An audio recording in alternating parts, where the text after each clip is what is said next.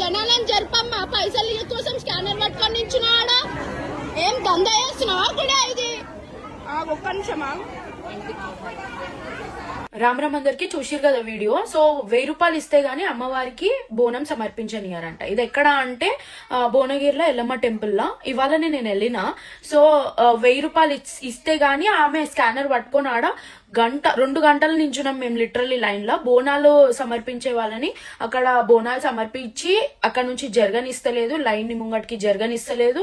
1000 రూపాయలు ఇచ్చే వారికి ముంగటికి కదలనిస్తలేదు లైన్ ని. ఆమె అట్లా స్కానర్ పట్టుకొని నించొని ఎంత చెప్పినా కానీ అక్కడ అసలు మెయింటెనెన్స్ లేదు, ఏం లేదు. ఖాళీ పైసా పైసా పైసా పైసా పైసాకి ఎగబడ్డారు ఆ గుడిలా.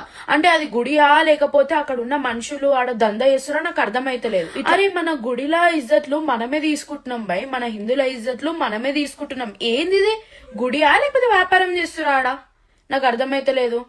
అరే 2 గంటలు అవుతుంది, ఓ అమ్మ నడువుర్రి, ఓ అమ్మ పోని ముంగడు పోని అంటుంటే కూడా అసలు ఆమె జరగనిస్తలేదు. ఆడ స్కానర్ పట్టుకొని నించుంది. లేదు బొట్టు పెడితే 200 ఇవ్వాలంట. బొట్టు పెడితే ఇది ఎక్కడ? ఓడి బియ్యం కాడ ఇలా 500 డిమాండ్ చేస్తారు. పోయినకే బోనం సమర్పించాలి అంటే ఆమె డిమాండ్ చేస్తుంది.